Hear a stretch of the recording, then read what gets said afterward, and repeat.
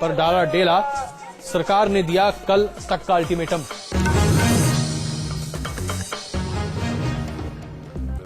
Question our में 3 बड़ी खबरों के साथ आज हम हाजिर हैं और जो तमाम बड़ी खबरें हैं, सबसे पहले हम आपको यह बता दें कि आज हम बात करने जा रहे हैं क्यों इतना ज्यादा पैसा खर्च किया जाता है Z+ सिक्योरिटी पर तमाम लोगों के पास। आखिरकार ऐसा क्या है एक सांसद में जिसकी जान पर इतनी आफत आ जाती है कि उसके लिए Z+ सिक्योरिटी की जरूरत हो जाए? क्या उसे एक आतंकवादी के खतरे के हमले का डर है?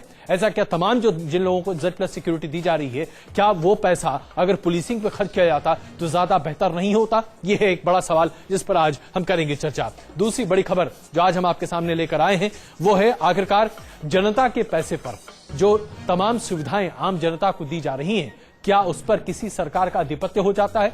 क्या अखिलेश यादव और मुलायम सिंह यादव की तस्वीरें उन लैपटॉप पर होना जायज है जिन्हें वो इसलिए दे रहे हैं क्योंकि सरकार चाहती है कि बच्चे पढ़ें और आगे बढ़ें? उन लैपटॉप पर सबसे पहले उनकी तस्वीर, इस पर भी हो रही है सियासत, इस पर भी हम चर्चा करेंगे। और तीसरी बड़ी खबर जो हम आपके सामने पेश कर रहे हैं वो भी दरअसल इसी का एक बड़ा पहलू है कि आखिरकार हमारे देश में रेवड़ियां बांटने का ये जो एक रिवाज है, जो चलन है, कैसे वो इतनी बड़े एक तबके को तैयार कर रहा है जो कामकाज नहीं रेवड़ियों पर भी अपनी जिंदगी चलाने की बात करता है। तो कैसे राजनीतिक दल सरकारी पैसे का बेजा इस्तेमाल कर रहे हैं अपनी पार्टी के मकसद को आगे बढ़ाने के लिए, इस पर हम करेंगे चर्चा।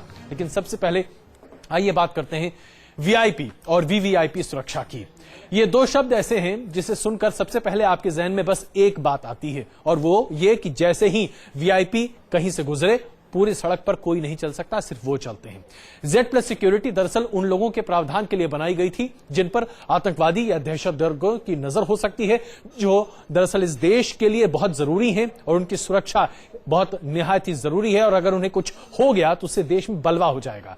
लेकिन अब Z+ सिक्योरिटी ऐसे लोगों को दी जा रही है जिनके ऊपर आपराधिक मामले दर्ज हैं, उनको दी जा रही है जिनके ऊपर मर्डर, हत्या, बलात्कार, अगवा करने के आरोप दर्ज हैं। ऐसे सांसदों को यह सिक्योरिटी दी जा रही है। क्या Z+ सिक्योरिटी जिस पर सालाना करीब 400 करोड़ रुपए खर्च होता है इसीलिए बनाई गई थी? पहले देखिए रिपोर्ट।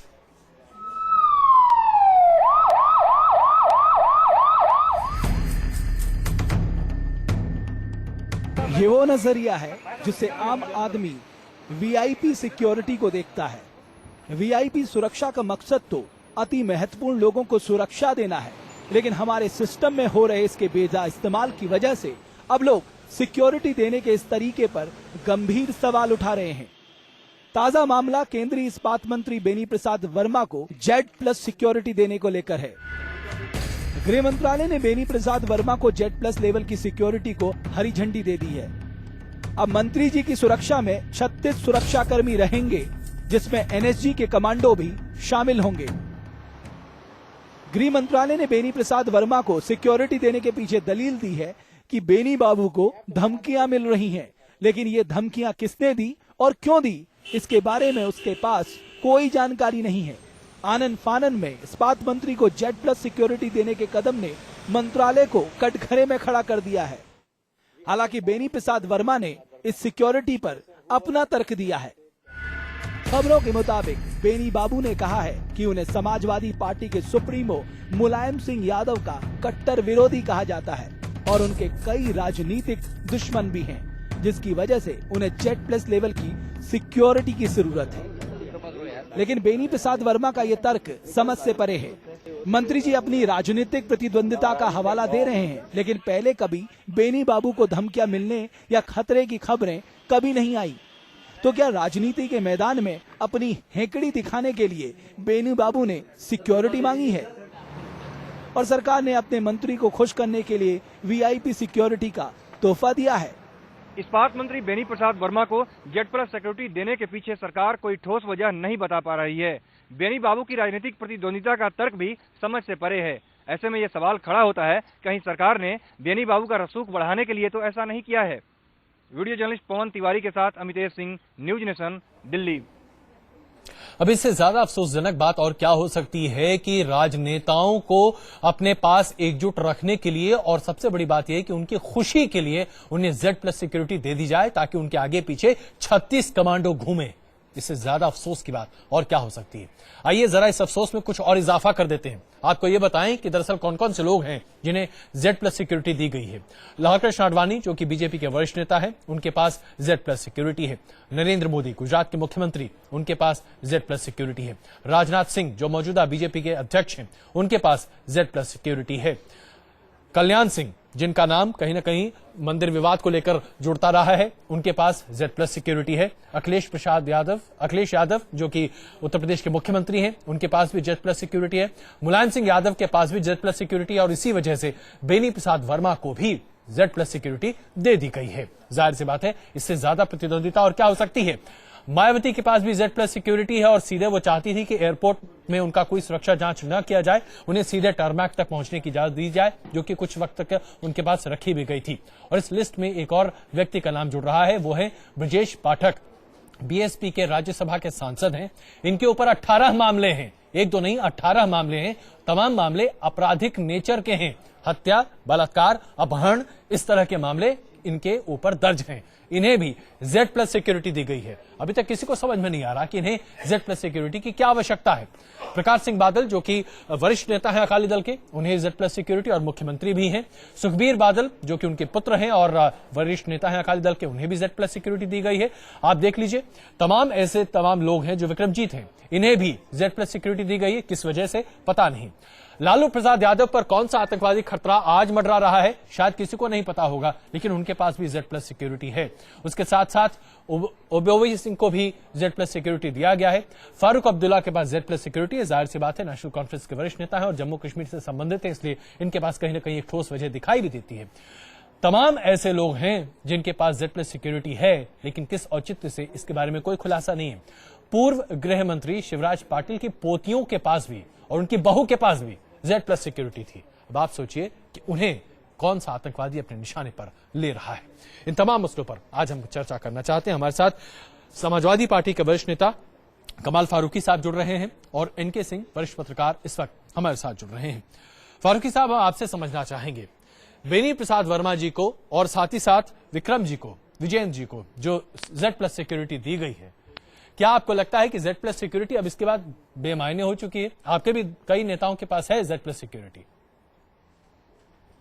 नहीं, हमारे तो दो नेताओं के पास खास तरीके से मुझे पता है। एक तो चीफ मिनिस्टर हैं, तो सबसे बड़ी स्टेट के चीफ मिनिस्टर हैं, तो मैं समझता हूं कि उनको Z+ ठीक मिली है। और जहां तक नेताजी का ताल्लुक है, नेताजी डिफेंस मिनिस्टर भी रह चुके हैं, पार्टी के अध्यक्ष भी हैं और सबसे बड़ी स्टेट को रिप्रेजेंट करते हैं। लेकिन मैं समझता हूं कि इस इशू के ऊपर हमको इस तरह से नहीं बात करनी चाहिए, बल्कि ये देखना चाहिए कि वाकई क्या ये सिक्योरिटी जो है वो उनकी सिक्योरिटी के लिए प्रोवाइड की गई है, या एक बेसिकली एक लोगों को फैशन बन गया है कि किसी भी आदमी को, जिसके जैसे अभी आपने बताया कि कुछ लोगों के खिलाफ इतने बड़े बड़े केसेस मौजूद हैं, तो लोगों को उनसे खतरा हो सकता है, उनको काहे से खतरा हो सकता है। बिल्कुल यही बात तो फारूकी साहब, मान लीजिए अखिलेश जी को तो समझ में आता है, मुलायम सिंह जी के बारे में भी कहा जा सकता है, इतने दिग्गज नेता हैं, जनसंपर्क उनका रहता है, लोगों के बीच में उठते हैं बैठते हैं, उनके ऊपर आतंकवादी खतरा है क्या?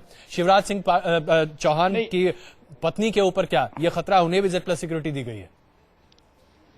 मैं ये समझता हूं कि इसके ऊपर पॉलिसी डिसीजन MHA को लेना चाहिए और ये सारा का सारा उनको डिसाइड करना चाहिए कि जिनको जरूरत है, और बाकायदा इसका कोई सिस्टम होना चाहिए। ये किसी के विम्स पर नहीं होना चाहिए कि भाई मैं मुझसे के इंपॉर्टेंट आदमी हूं तो मुझको मिल जाए। मैं किसी का नाम नहीं ले रहा, लेकिन कुछ ऐसे लोग हैं जो बिल्कुल लोकलाइज नेता हैं, या कुछ ऐसे लोग हैं जिनको Z+ की बिल्कुल कतन कोई जरूरत नहीं है, तो उनको भी देकर बाकी इसकी इंपॉर्टेंस ही खत्म की जाती है। मैं समझता हूं कि इसको एक हाई लेवल के ऊपर इस डिसीजन को लेना चाहिए कि किसको Z+ मिलनी चाहिए और किसको नहीं मिलनी चाहिए। ये कोई पॉलिटिकल डिसीजन नहीं होना चाहिए, बल्कि it should be according to the need. चलिए, आप हमारे साथ बने रहिए। सिंह साहब, अब जरा आप बताइए, पॉलिटिकल फैशन नहीं बन गया है क्या ये, कि आप अगर एक अच्छे नेता हैं, तथाकथित तौर पर आप एक जन नेता हैं, तो आपके पास Z+ होनी चाहिए। 36-40 लोग आपके पीछे काले कपड़े पहन के घूमते रहे स्टेन गन लेके। हाँ, और उसके साथ ये भी हो कि जिन लोगों को ये सिक्योरिटी दी जा रही है, दरअसल उन्हीं से खतरा जनता को ज्यादा है।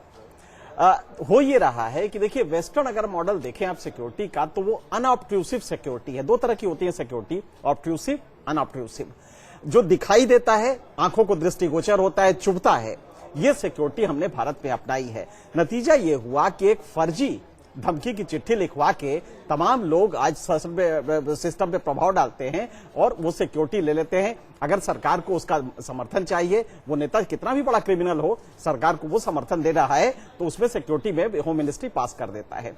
एक तो खतरा ये है, लेकिन तो ये आप बेनी प्रसाद वर्मा के बारे में साफ तौर पे कह रहे हैं। ब्रजेश पाठक जी उसमें हैं और आप ये कह सकते हैं कि जिस तरह से जिनके ऊपर खुद मुकदमे हैं, उनको ये अगर खतरा सिक्योरिटी का हो जाता है तो मुझे समझ में नहीं आता। जैसे बेनी प्रसाद जी का ये कहना कि चूंकि उनके पॉलिटिकल राइवल्स बहुत है, मुझे पता नहीं लगता है कि पॉलिटिकल राइवल्स कब से क्रिमिनल राइवलरी में बदल जाता है जी। मतलब ये बड़ा एब्सर्ड सा लॉजिक है इन लोगों का। लेकिन जो सबसे बड़ा खतरा इस समय है वो ये है कि देखिए कंट्री में एक टर्मोइल की स्थिति है। ये बात सब लोग थोड़ा सा देखना पड़ेगा कि कहीं ऐसा तो नहीं है कि अगर मान लीजिए कि इनमें से किसी भी नेता को एक कोई भगवान न करे गोली लग जाती है तो जो इंपैक्ट होगा, जो ट्रस्ट होगा कंट्री के लॉ एंड ऑर्डर सिस्टम में, उसका जो डेफिसिट होगा वो बहुत ज्यादा होगा। इसलिए कहीं ये भी सिंह साहब एक बात मैं यहां पे समझना चाहूंगा, इस देश में हम पॉलिटिकल टर्मोइल की बात हमेशा करते चले आते हैं।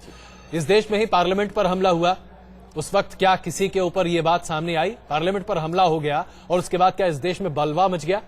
एक लीडर की हत्या अगर गलती से मान लीजिए हो भी जाए तो क्या ये इतनी बड़ी बात है कि सरकारें हर साल 400 से 450 करोड़ रुपए सिर्फ इसलिए खर्च कर दें क्योंकि Z+ सिक्योरिटी नेताओं को मुहैया कराना जरूरी है? क्या ये धनराशि पुलिसिंग पर नहीं खर्च की जानी चाहिए? अजय जी, बड़ा अच्छा सवाल है। एक कुछ लॉसेस जो होते हैं वो टेंजिबल नहीं होते, दिखाई नहीं देते हैं। यहाँ पे जो लॉस आपका होगा वो स्टेट क्राफ्ट की क्रेडिबिलिटी पे होगा, जो पूरे वर्ल्ड में जाएगा कि यहाँ के मिनिस्टर्स मार दिए जाते हैं। ये देखिए तो दोनों है, जो आप कह रहे हो बिल्कुल सही है। एक नाराजगी है पॉलिटिकल क्लास को लेकर, ये माना जा रहा है कि 162 लोग इस पार्लियामेंट जो बैठे हैं उनमें कोई ना कोई आपराधिक मुकदमे हैं, तो क्या हम उनके जीवन की रक्षा के लिए बने हैं? ये जो एक्सटेकर का खर्चा हो रहा है उनके लिए बना है। एक तरफ ये लॉजिक है, लेकिन दूसरी तरफ अगर आप देखिए इतना हाई डेसिबल इंपैक्ट होगा अगर कुछ न करिए अनप्रोटेक्टेड इनको छोड़ दें तो ये होगा। तो मेरा ख्याल है जो सलाह हम देना चाहते हैं कि इस सिक्योरिटी को आप अनऑब्ट्रूसिव कर दीजिए, इसको दिखाई ना दे।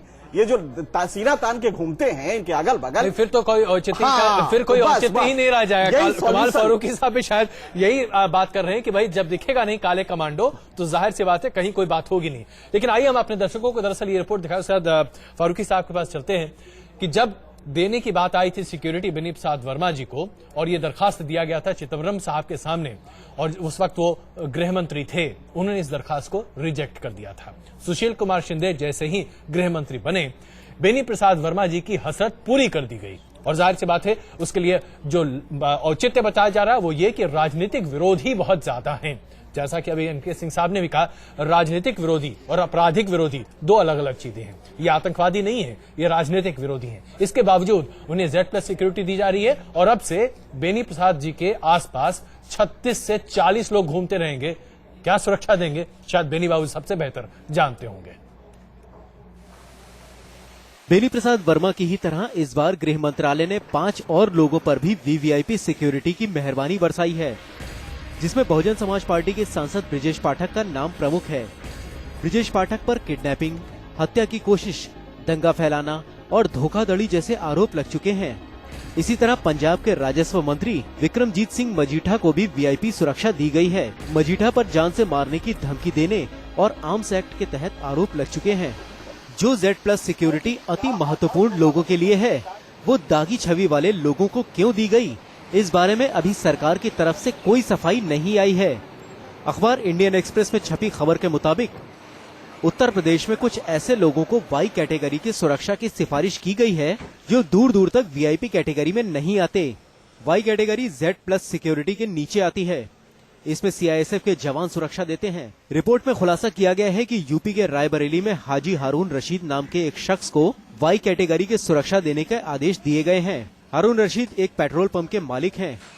इसी तरह अमेठी के तिलोही से कांग्रेस विधायक मोहम्मद मुस्लिम को भी Y लेवल की सुरक्षा की सिफारिश क्लियर कर दी गई है।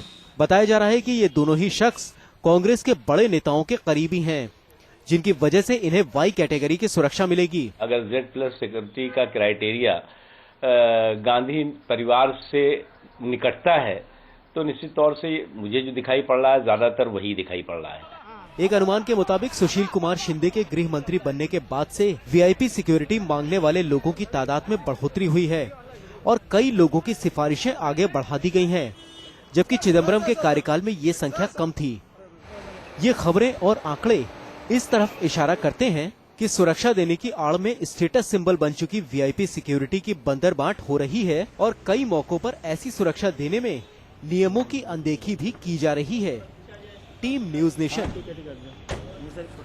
दरअसल ये सवाल आज हम आपके सामने इसलिए भी पेश करना चाहते हैं कि दिल्ली में 60% दिल्ली पुलिस की फोर्स वीआईपी सिक्योरिटी में लगा दी जाती है, यानी कि आम जनता के लिए सिर्फ 40% पुलिसिंग के लिए बल बचता है। ऐसे में दिल्ली